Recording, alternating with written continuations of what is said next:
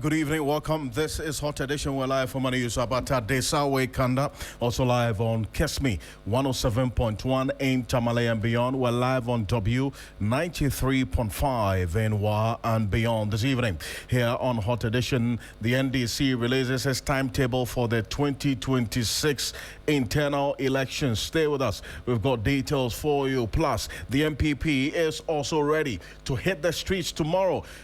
The demonstration, the same, to save our democracy. Stay with us. Exactly what they intend to achieve with this demonstration tomorrow. We will be getting some details on that. Plus, Education Ministry has condemned the Obuasi Senior High Technical School violence, directs the GES to investigate the assault on the headmaster of the school.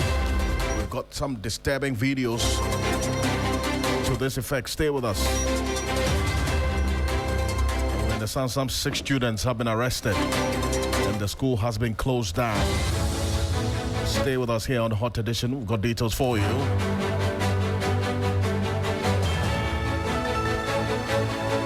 All these and more here on Hot Edition on 3FM 92.7. We're also on Kesmi 107.1 in Tamale and on W 93.5 in Wa and beyond. I am Alfred Okansi. Let's settle for a summary of the news now, and Safwa Boy is here.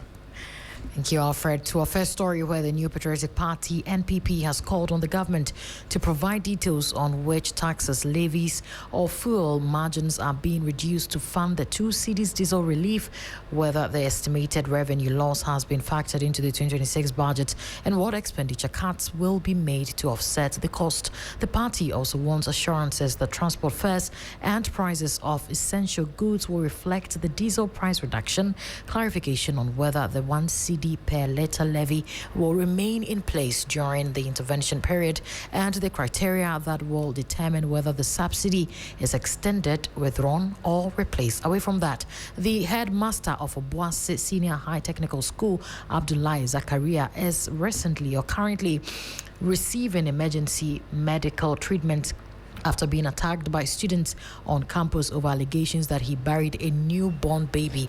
Mr. Zakaria sustained serious head injuries during the assault on Tuesday, August 4, 2026, which involved cutlasses. He was initially rushed to the Anglo-Gold Ashanti Hospital in Obuasi before being referred to the Konfanoche Teaching Hospital in Kumasi for advanced care.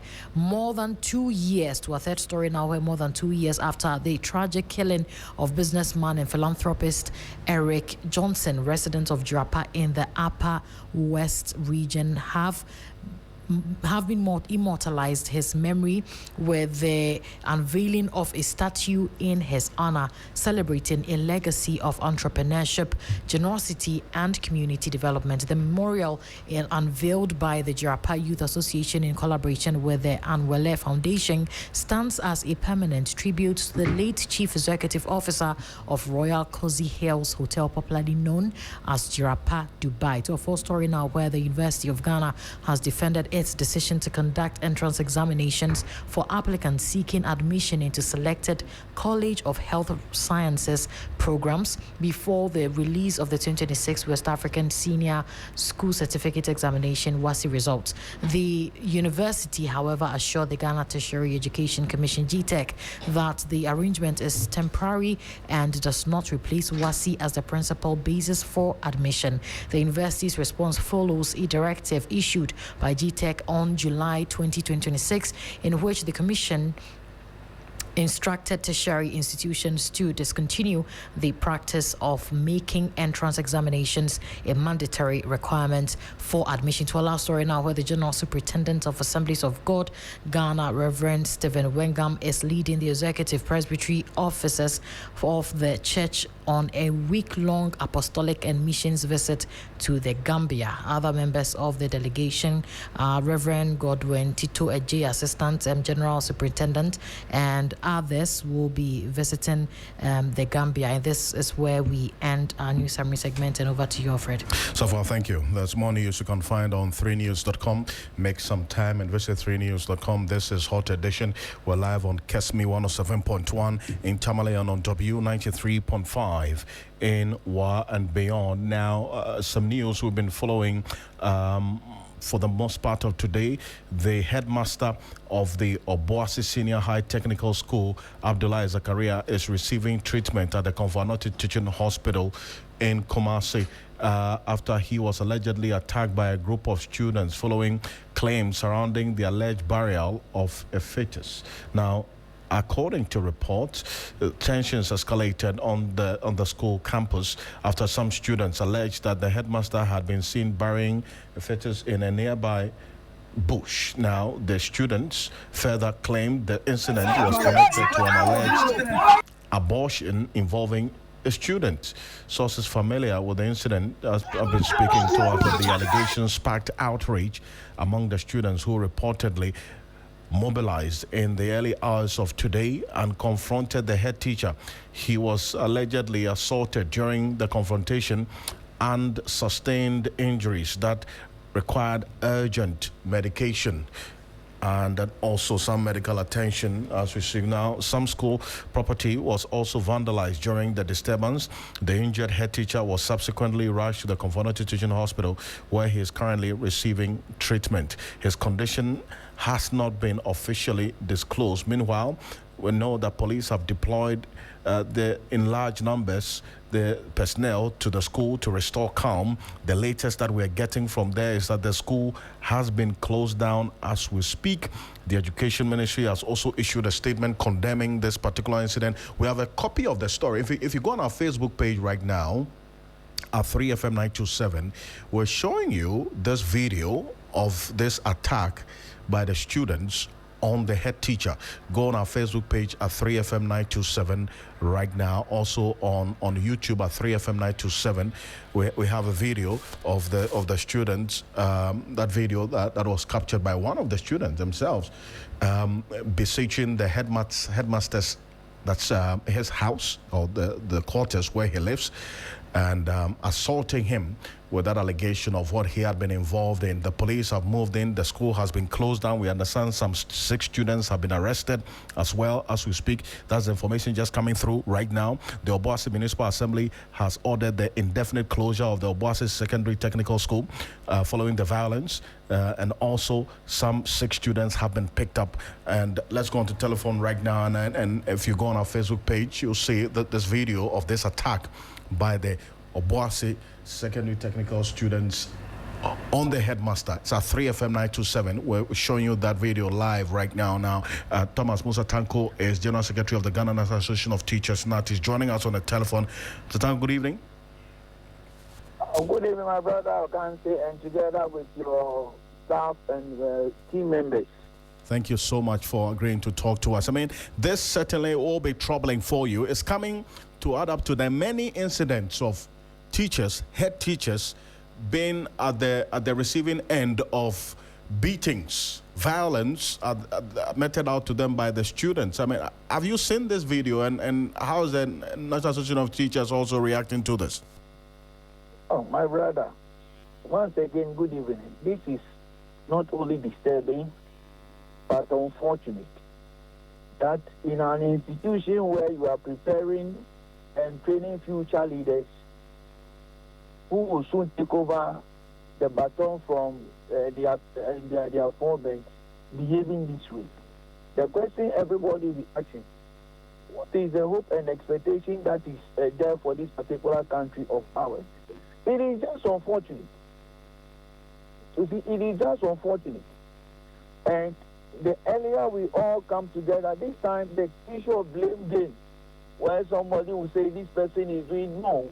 We all need to come together. Look, my brother, always, these days, always, I read Article 41 of our Constitution. And I ask myself, when are we all going to come together to make sure that we enforce Article 41 of the Constitution? When? You see, when you read it carefully, it tells us that in the exercise and enjoyment of the rights and freedoms, it's not separable from the performance of duties and obligations, and accordingly shall be the duty of every citizen. In fact, if you look at the C specifically says that to foster national unity and live in harmony with others.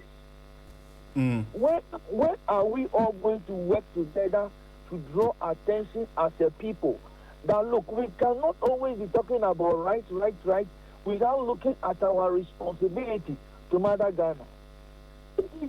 It's becoming difficult. It looks like on daily basis as part of the menu, the issue of violence on our various school campuses is becoming part of the menu.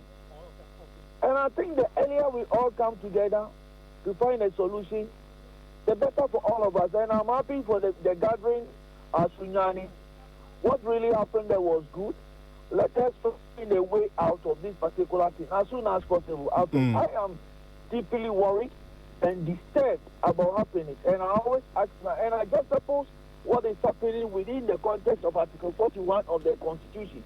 And I've been asking myself, how can we all come together to make sure that Article 41 of the Constitution is enforced? And that's the question I'm going to ask and answer from you, how this can be addressed. The increasing violence in the senior high schools, as in the teachers and head teachers being at the receiving end of this violence, the students coming together, mop up and go and beat up a head teacher because they suspect he's doing one thing or the other, or even when the head teachers or invigilators invigilate too strictly, they are beating up by students because they were just doing their job of invigilating, for instance. But then the information that we're just getting right now, if you're joining us here on Hot Edition right now, if you go on our Facebook page and our YouTube page, that's 3FM 92.7, we're showing you this video of that attack by the students on the head teacher of the Obuasi Senior High Technical School, which we understand has been closed down right now as a result of that attack by a mob of students on the headmaster. And the Obuasi Municipal Chief Executive Fostilove Apia Kanin is joining us on the telephone. Madam, good evening to you. Hello. Good evening, sir. Thank you so much for agreeing to talk to us. First of all, let's establish that. Hello. Yes, hello. Yes, we just got information that 6 students of the Obuasi Senior High Technical School have been arrested for their involvement in this mob action against the mob attack on their headmaster. Are you able to confirm this for us and the closure of the school as well? Yes, please. And as we speak, what's the situation in the school right now? Thank you very much, and good evening to your listeners as well. At this point, we've asked everybody to go home until investigations take over and until further notice. So as we speak, we've asked everybody to go home, and there's nobody at the school. See, and the students who were involved, the video that we are showing right now on our Facebook page, there are more than 6. So what's in place to bring all the students who were involved in this to book?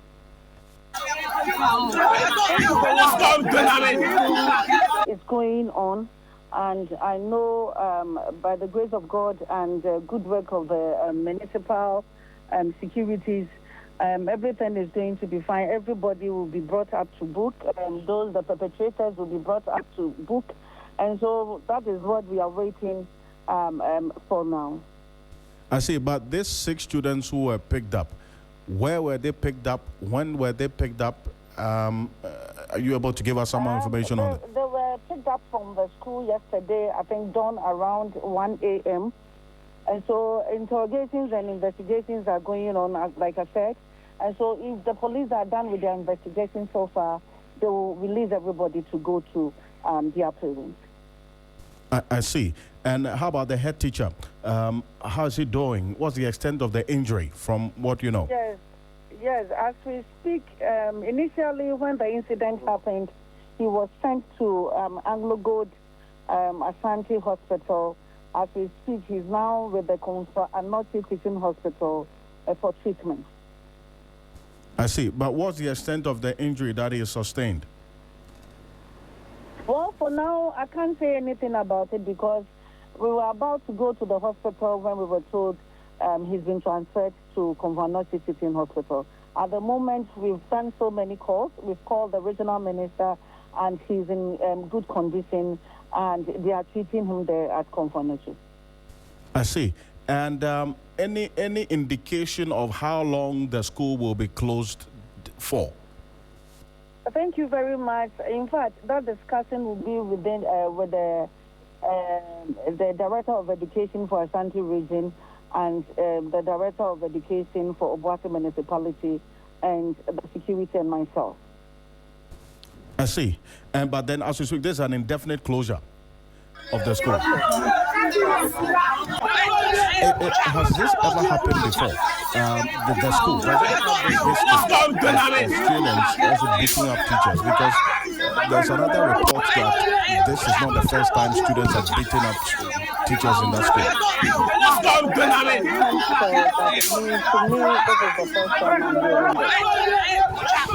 Thank you very much, Madam Faustila. Kanin is the Municipal Chief Executive for Obuasi Municipal Assembly. Just details of what we're hearing and we've been following for some time now here on Hot Edition of 3FM 92.7. The Obuasi MC has confirmed to us the order of the indefinite closure of the Obuasi Secondary Technical School following a violent attack on the headmaster, who we understand is receiving treatment as a result of the injuries he sustained at the Confornation Hospital as we speak. And some 6 students have been arrested by the police as well. Thomas Musa Tanko is still with us on the telephone. He's the Association of Teachers. And Tanko, you heard the MCA there giving details of what has been done and what is the investigation is ongoing now. Does this give you any sense of assurance that this incident will be investigated and all the students brought to book? My brother, where we are now, the school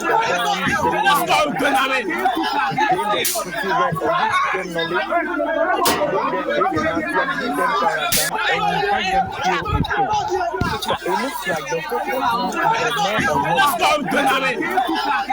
regardless of what happens to Saratan and all this, it is not an issue that we are bothered about. And for the Ghana National Association of Teachers, we all need to come together to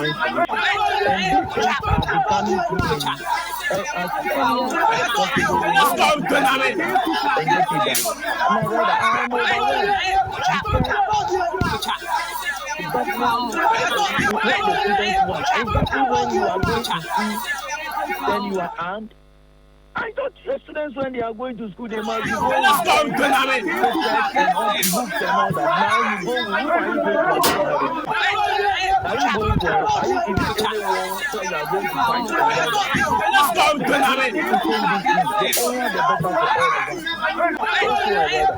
Thank you very much for talking to us.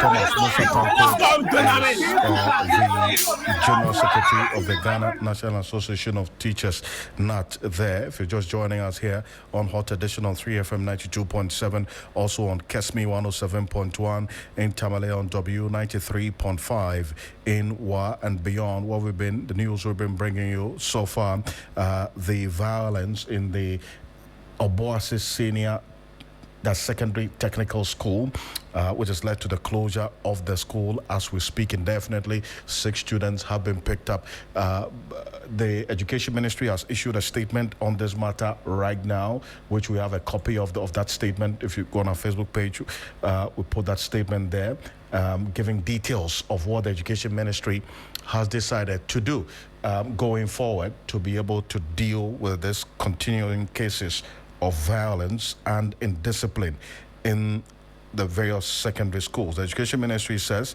they unequivocally condemn the violent incident at Obuasi Senior High Technical School.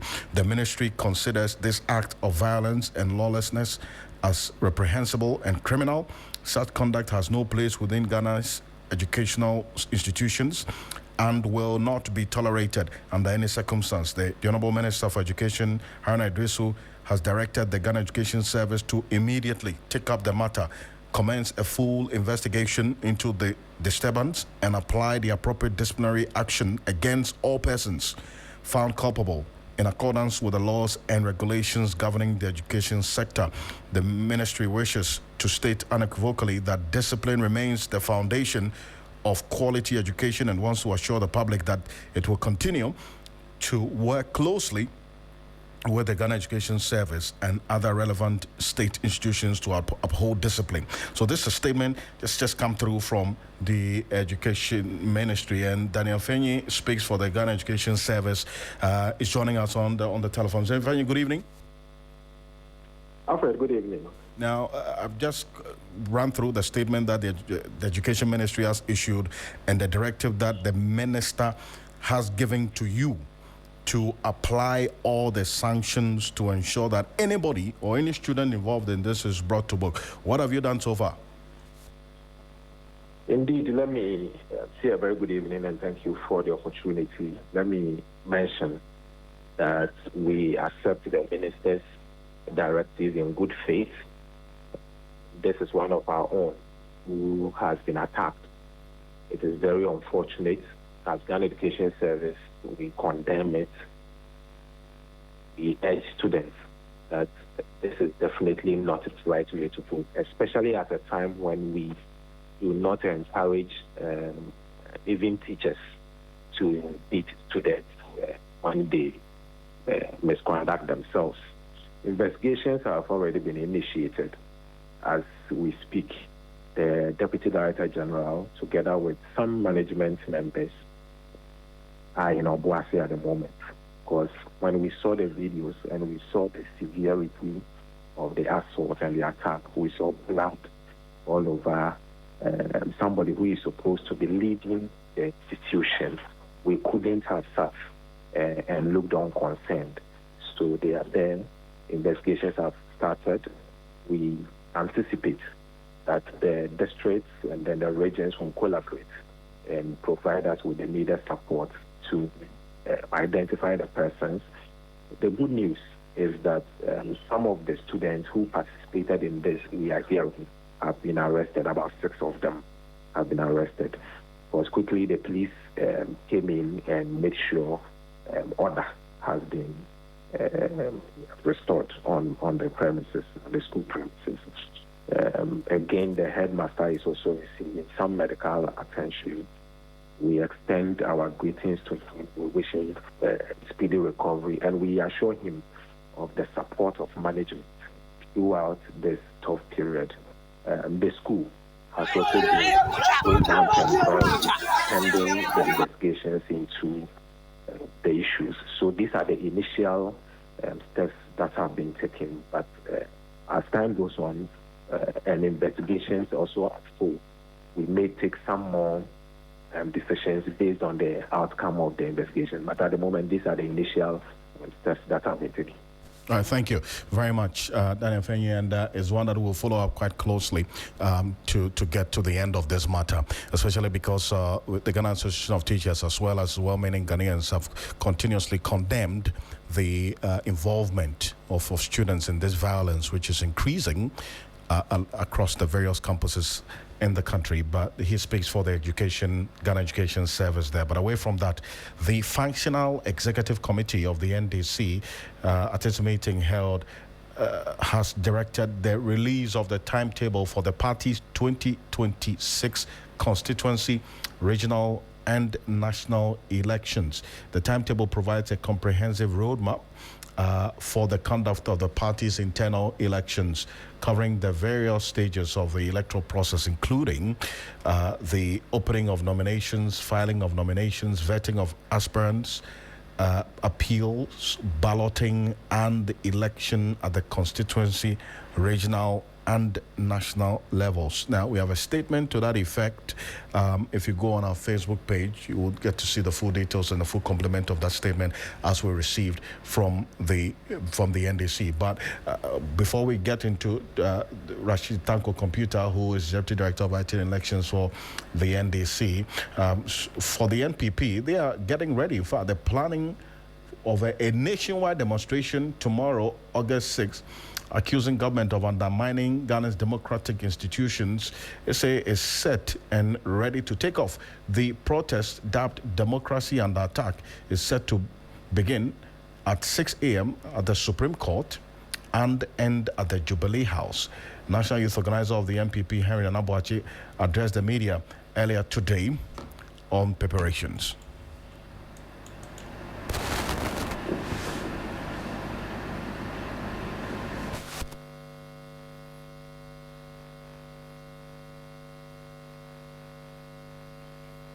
To 2.7.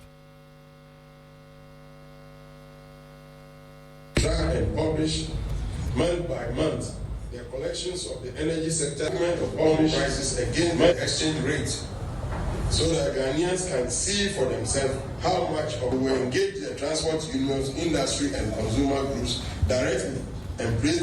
We will put forward the alternative, a transparent, rules-based shock response framework with published price distribution, agriculture and fishing, and automatic sunset triggers in place of midnight. Henry Anabuachi is the national organizer of the NPP. We will be having the national youth organizer of the NPP joining us shortly for a conversation on this demonstration and matters arising. But Rashid Tanko Computer is Deputy Director of IT and Elections for the NDC, also the CEO of GIFEC. Mr. Tanko Computer, good evening. Thank you for joining us. Good evening, Alfred. And let me say good evening to your cherished listeners across the globe.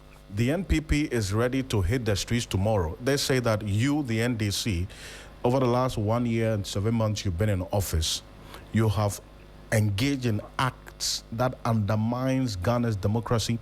It's an attack on the democracy of Ghana, and there's a reason why tomorrow they are hitting the streets to demand that the right things be done. You, NDC, why are you doing Alfred, this? This group are insensitive to the plight of the gallant men who lost their life in the course of action on August 5th, 2025. This NPP group, they are very insensitive. Why are you saying this? And tomorrow is the first anniversary of their loss. The family are still grieving. The state has put up program of activities for tomorrow to commemorate the first anniversary of the loss of these gallant men. Yesterday we started at a Burma camp where there was a lecture.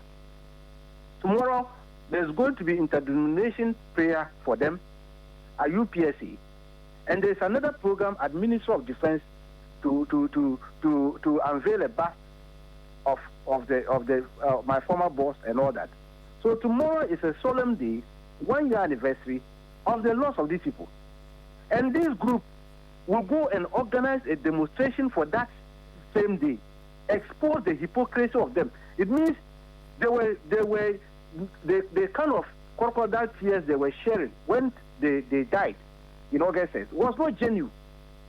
Well, we put this question to the organizers. They say that, well, they acknowledge and recognize this day, but yet they want to exercise their democratic right to hit the streets, to demonstrate.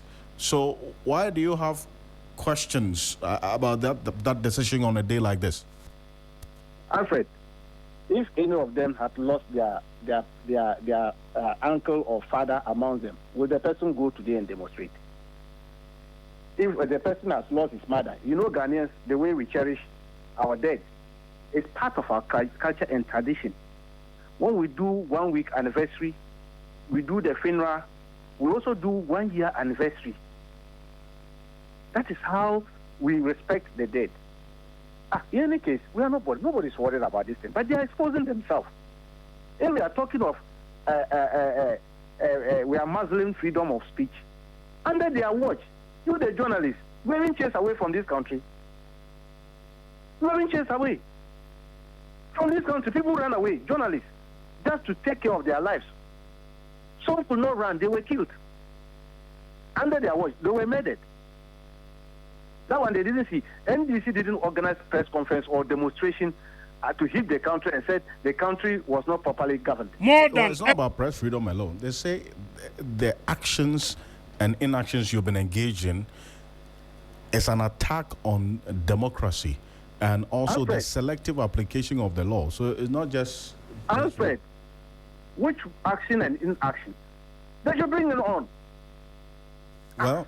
If you know you fear accountability, don't accept public office. What is the meaning of being in the public office?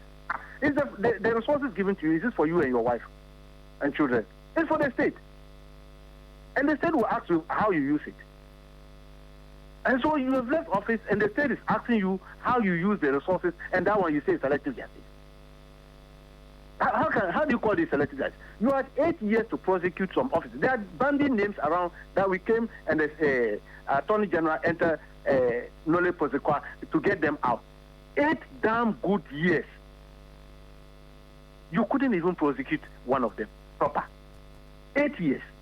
To the extent your Attorney General then was reprimanded in court for trying to coerce one of those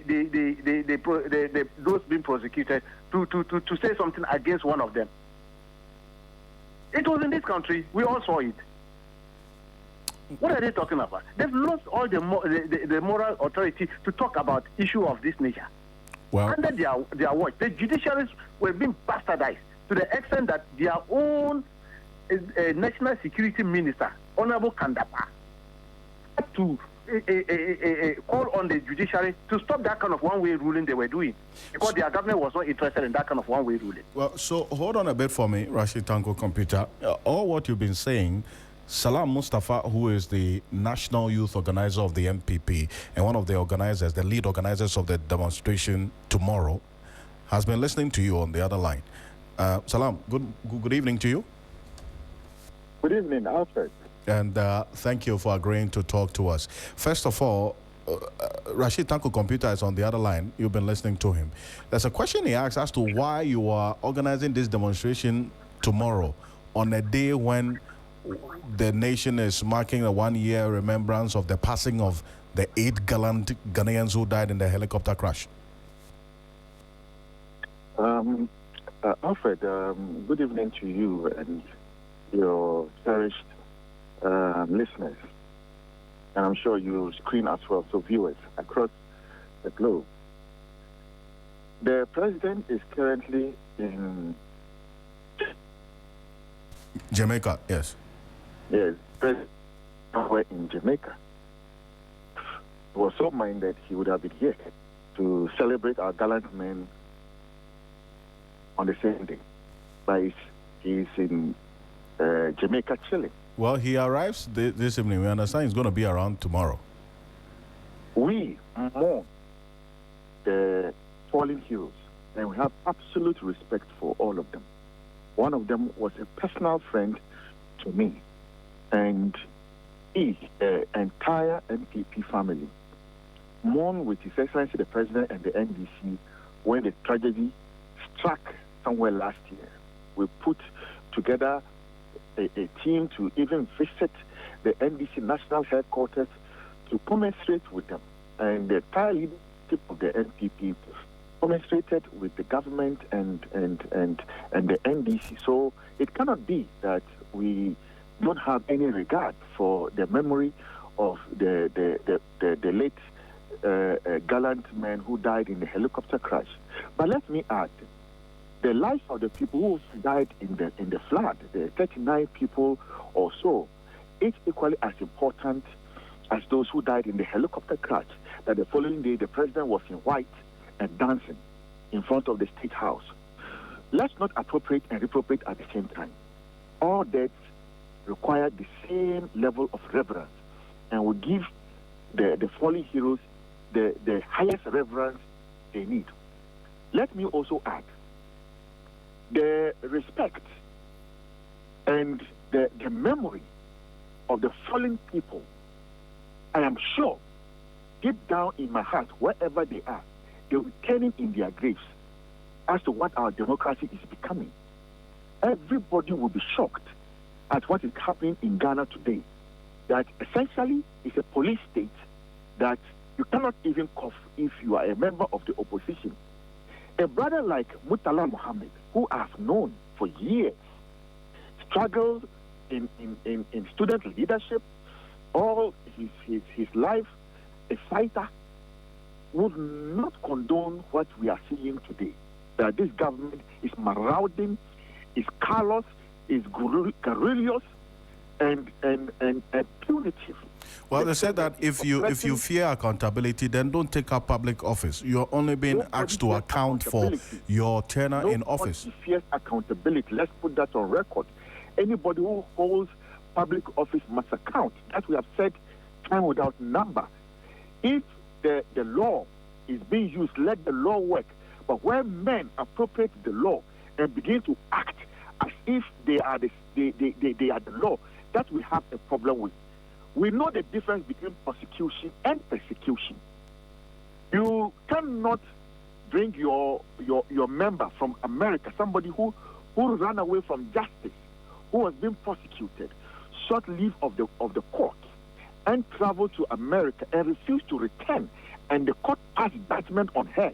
If she had done nothing wrong, why did she abscond in the first place and became a fugitive? That marshals had to go and arrest her and extradite her back to Ghana. As if that were not enough. This government, assaults into injury. And for 2 weeks she was in Ghana here. We were never told until the American embassy blew the whistle. Before this government scrambled and took her to Sawam to begin her sentence. And word on the street already had it that once Sedina was brought into Ghana, Wontumi would go to jail, and that they would appeal and get Sedina out of jail. This was on the street already, and like a playbook, it happened as it was rumored on the street. I'm sure you are very familiar with the post of Ni Amatefio, who, upon conclusion of the Wontumi trial, said that from what he's hearing, Wontumi would go, to jail for a very long time, will go away for a very long time. And that's exactly what happened. So if these things have been contrived against a section of the Ghanaian people because of their political color, you think we'll sit down and watch? No, this is not accountability. This is complete counsel of the law. And we will not agree, we will not allow that to persist in this country. So what do you intend to achieve? We will not allow tyranny to take center stage in this country. We will not condone demagoguery. We will not condone So dictatorship. What do you intend to achieve with the demonstration tomorrow? You see, right from inception of this government, I have been a vocal voice on this matter of injustice and selectivity as far as treatment of the Ghanaian people is concerned. And these people, they think that their ears are very hard. They don't listen. By the time we finish with our reorganization, we will continue to embark on these demonstrations. And by the time we finish with reorganization, the kind of ticketing and the kind of democratic tools we will use, then they say they will clap for us. If a child says that the mother will not sleep, the child himself will not sleep. I see.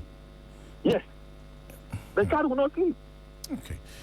Salam, appreciate you for this. Tomorrow we'll be on the streets with you as well to bring up listeners and viewers up to speed with how the demonstration will play. Thank you for joining us on Hot Edition.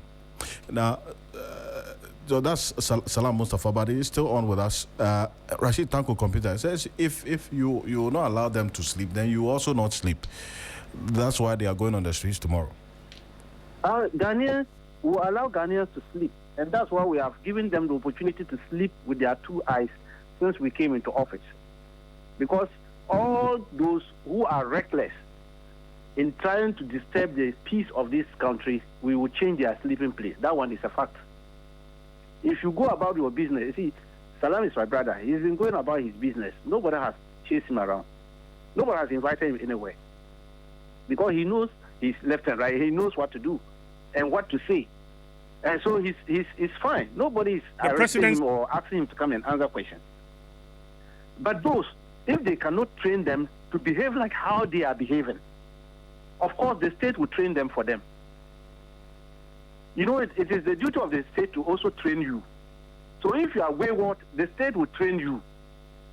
And so by bringing them is to train them so that they can behave well in society and allow others to sleep well. Okay. Otherwise, I cannot fathom somebody will take a phone and face his or her face and decided to attack the number one citizen of this state, saying that the person will be killed, the person will do this and that. I always ask them, even their village chief, and you protecting your village chief and still stay in that village. So the president is the one that you can easily get away with, because if we are talking of democracy and all that. Ask them, can they threaten their village chiefs? Rashid Tanko, thank you, but I have a couple of things for us to get into the roadmap you just released, but we have just received some breaking news, which Rashid Tanko, you may not be happy with that breaking news, but I'm sure it's not news that any Ghanaian would want to even hear at this time. Breaking news on 3FM 92.7.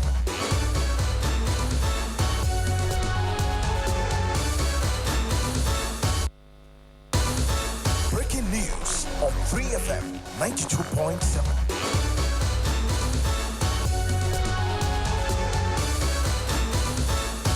Some news we are just receiving right now. The family house of the late Honorable Mohammed Mutala, who was part of the 8 persons who died in that helicopter crash exactly a year ago. Tomorrow will be exactly a year ago. His family house has just been engulfed by fire. Residents and emergency responders are making every effort to bring the blaze under control. But as of now, the fire has not yet been contained. What makes it even concerning and heartbreaking is that it comes almost exactly a year after the tragic military helicopter crash that claimed the life of the Honorable Mohammed Mutala and 7 other officials. Just a year on, the family is once again facing another painful ordeal. If you go on our Facebook page, in fact, we're showing you live videos right now. These are live videos at 3FM 927 of the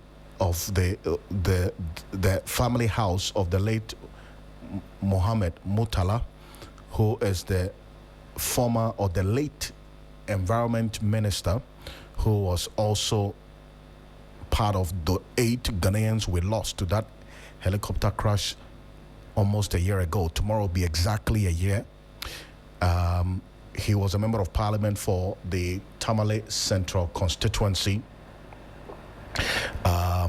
It's really, really troubling. If you go on our Facebook page right now, 3FM 927, we're showing you live videos of the family house of the Honorable Mutala Mohammed, that's Ibrahim Mutala Mohammed, whom we lost to the helicopter crash. His family house has just been engulfed by a fire outbreak, and we're showing you the live videos right now. This is what is happening as we speak. At 3FM 927, go on our Facebook page and our YouTube page. You see what I'm talking about. Rashid Tanko Computer is still with us. Quite heartbreaking, is it not? In fact, this is a terrible news you have just given to me. Very terrible. Very disturbing news. I wish the occupants in their house safe. I hope the fire service should be able to contain the fire. It's a terrible news. Terrible, very terrible. And kindly hold on a bit, Rashid Tanko. We have our Northern Regional Correspondent, Christopher Marco, who has just arrived at the scene of the fire outbreak as we speak. Chris, first of all, tell us where exactly this family house is and the extent of the fire outbreak as we're seeing on our Facebook page at 3FM 927 streaming right now. Hello, Chris. Hello, Chris. Hello, Chris. Can you hear us? Hello, Chris. Unfortunately, we lost Christopher Marco there. We'll try to raise him back on the telephone to give us some more details of what we're just hearing. There's unfortunate news of a fire that has just engulfed the family house of the late Ibrahim Mutala Mohammed, the former environment minister who died in that helicopter crash together with 7 others. Tomorrow will be exactly a year that this other unfortunate incident happened, and just a day before that 1 year remembrance of this unfortunate incident that claimed their lives, the family house of the late Ibrahim Mutala Mohammed has also been engulfed in a fire outbreak as we speak. If you go on our Facebook page at 3FM927, we're showing you these are live videos of the fire outbreak as is happening right now. The fire service officials are making frantic efforts to bring the fire under control as we speak. And Christopher Marco is at the scene right now, Northern Regional Correspondent. Chris, can you hear me now? Yes, Alfred, I can hear you. Perfect. Where exactly is this family house? And just give us a bit more detail on what's happening as we speak. Yes, so Alfred, unfortunately, the family house of the late Mutala Mohammed, the late member of parliament for the Common Central Constituency, who passed on last year August, caught fire about 40 minutes ago, and now we see the personnel of the Ghana National Fire Service are still here trying to douse the fire. We have so far counted some 8 rooms that have been affected, severely affected, Alfred, and the personnel together with other residents within the area are trying their possible best to douse the fire. As it stands now, the cause of the fire is yet to be established, but I can confirm that properties have been. And where is this family house located? Okay, so it's located along the Tamale Hospital Road, and that was exactly where the funeral of the late member of parliament was held. And so residents have come to help the personnel of the Ghana National Fire Service. And from what we are seeing on our Facebook page, which is the live videos right now as it is happening, this fire outbreak, we see that the fire service personnel are fighting the fire on one side, but it appears that the fire is also spreading quite wide and fast, is it not? Yes, exactly so, Alfred. The house is a compound house, so while we are trying to fight the fire from one end, the other end is also being caught up, and so they are trying their possible best to deal with the fire. And also, you've been speaking to the family members and the residents who are around there now. What have they been telling you? What exactly may have caused this fire? So, Alfred, right now the family is unable to speak with me, but I have the Northern Regional PRO of the Ghana National Fire Service here with me. Maybe he will bring us to speed as to the cause of fire and what actually happened. So, you are live on 3FM. Okay. About 30 minutes ago, this house was caught up by fire. Tell us what you gathered so far since arriving here. Thank you very much. For now, we can't really confirm what actually caused the fire, what led to the cause of the fire. But however, our team of men are on the ground while fighting the fire. Investigations are also handled. After when we are done and we unravel the cause of the fire, we'll make it. How many rooms have been affected?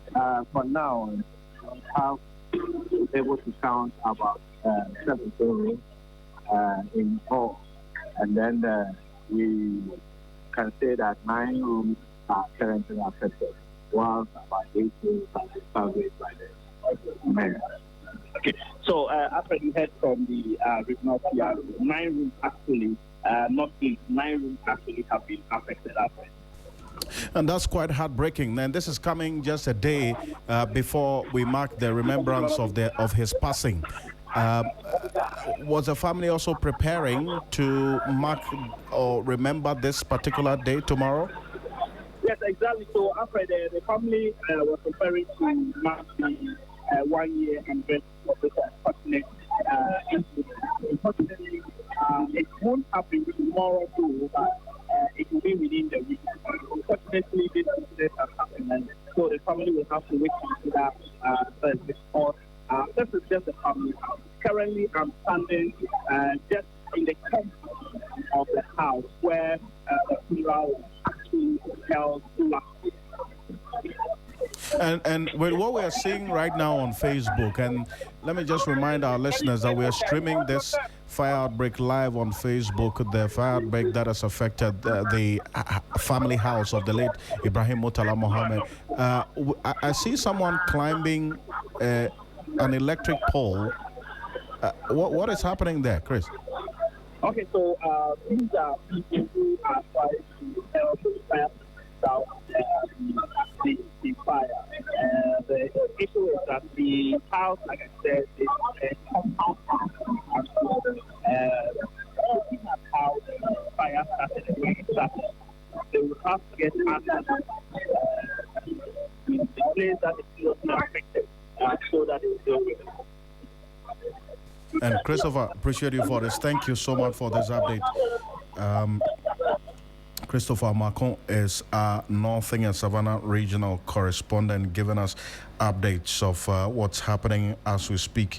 If you go on our Facebook page at 3FM927 and also on YouTube at 3FM92.7, we're streaming the fire outbreak happening right now that has engulfed the family house of the late Ibrahim Mutala Mohammed, the former Environment, Science, Technology Minister, and also the Member of Parliament for the Tamale Central Constituency, former MP for the Tamale Central Constituency, who died in that helicopter crash almost a year ago. And unfortunately, when the family was preparing to have a remembrance for his passing, or of his passing, exactly a year ago tomorrow, the family house has been engulfed by this fire outbreak. And this is the breaking news coming through now. Breaking news on 3FM 92.7.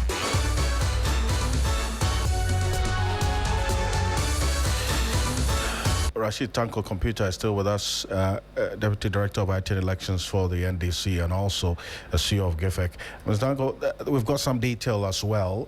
What happened, the fire service is there trying to fight the fire, but the videos of what we are seeing on the live stream, it's quite heartbreaking. I mean, almost 9 rooms, we understand, affected by the inferno, and it's not looking good. It's not looking good at all from what we are seeing right now, and I'm sure this is one that you're going to relay quickly to the party to move in swiftly and quickly, isn't it? Well, that is it. That's why we pray that the fire service should be able to contain the blaze and then bring it under control. I mean, we're hoping that no life should be lost. We're praying that everybody should be safe. And then properties should be able to recover. But I know a lot of properties are going to be damaged through this blaze. It's a very unfortunate situation. Very, very unfortunate situation. And I thank you very much for joining us.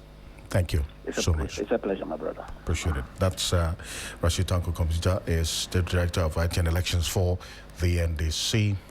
This is Hot Edition. We're going to go for the script break. When we're back, we'll settle for the latest in the world of business and sports.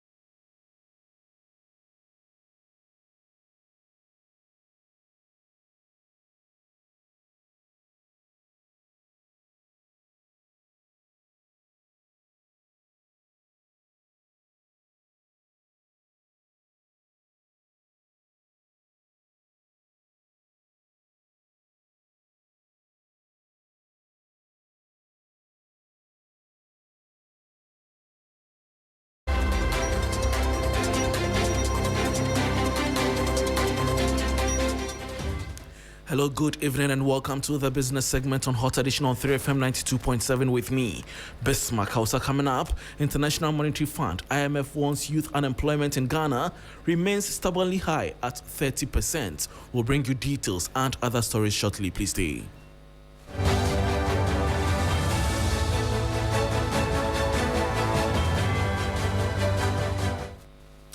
Thanks for your company. Now to the details. The International Monetary Fund, IMF, has stated that youth unemployment in Ghana has remained stubbornly high at around 30% among people aged 15 to 24. In its country report on Ghana, the fund said social conditions remain challenging despite existing safeguards. We'll bring you details in our bulletin. The World Bank estimates that Ghana's poverty rate declined modestly to 37.1% in 2025 from 38.9% in 2022. This was driven by lower inflation and stronger growth in the agriculture and services sectors. The International Monetary Fund says unemployment, particularly among the youth, remains a major challenge. It indicates government's minimum-term national policy development framework for 2026 to 2029 prioritizes growth in labor-intense sectors to create more jobs. The IMF also notes that Ghana continues to face significant social protection gaps. The fund adds that while education outcomes have improved, secondary school enrollment remains below Sustainable Development Goal targets. It concludes that stronger social safety nets and more targeted social policies are essential to protect vulnerable households amid fiscal constraints and global economic uncertainty. And that was a 3 Business News Desk report on the International Monetary Fund, IMF, warning youth unemployment in Ghana remains stumbling high at 30%. Before we go, oil prices dropped sharply today to a 3-week low after U.S. President Donald Trump called off a planned attack on Iran, raising hopes of a quick deal that could boost oil supplies from the Gulf. And that brings us to the end of the business segment on Hot Edition on 3FM 92.7 with me, Bismarck. Also, Andrew Sefa is here for Sports Please Stay.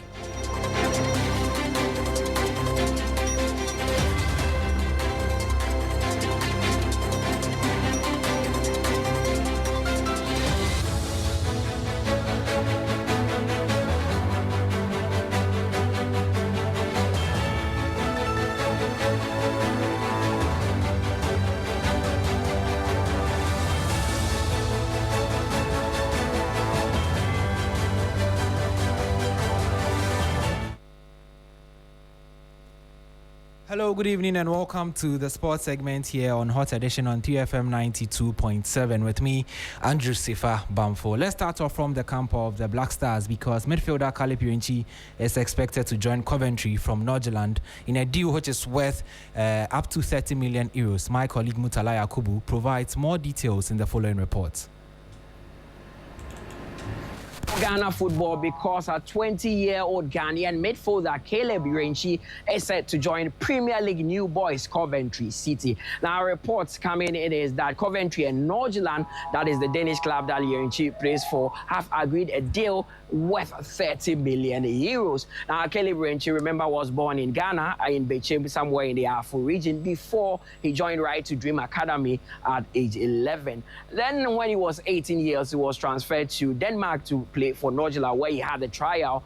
He impressed the handlers of Norgeland, and they actually decided to sign him. Not up until when he was around 19 years. That is where he got a call-up into the first team of Norgeland, where he's been working with Michael Essien, former Ghana international, who is an assistant coach at Norgeland. Irenchi also got a call-up, or his first ever call-up, to the senior national team when Ghana played in the 2025 Unity Cup. He played in that game against Nigeria, but had to wait until 2026 when Ghana played Wales, where he got his first goal in that international friendly game. Then we went into the World Cup proper, and that game against Panama, Ghanaians will always remember Caleb Irenchi for scoring the only goal for Ghana in that game. He impressed at the World Cup, and that is why he's earned a move to Coventry City, where we'll be monitoring his progress.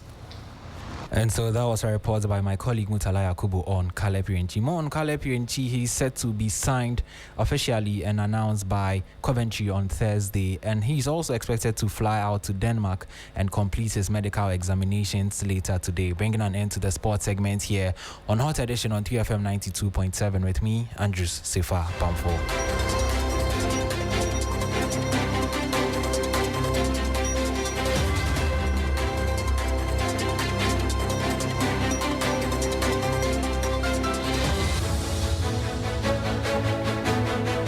Andrews, thank you so much. And before we go, here on Hot Edition on 3FM 92.7, also on Kesmi 107.1 in Tamale and W 93.5 in Wa and beyond, we take you straight to matters involving the abuse of drugs, and that's quite troubling from what we've been getting from the United Nations, giving us some information regarding how a research that was also conducted has revealed the abuse of illicit drugs by such nearly half of Africans aged 18 to 35, highly educated, have ambitions of seeking greener pastures in other African countries, and also some resorting to illicit drugs as a result of disappointment. This is the United Nations Development Program, Ghana Representative Niloy Banejer, describing this as a failure of global order.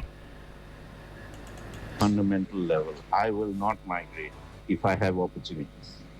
If I see that my children can rise up the social ladder, if I see that I can make enough money to pay for my family's healthcare, education, and eventually put some away for retirement.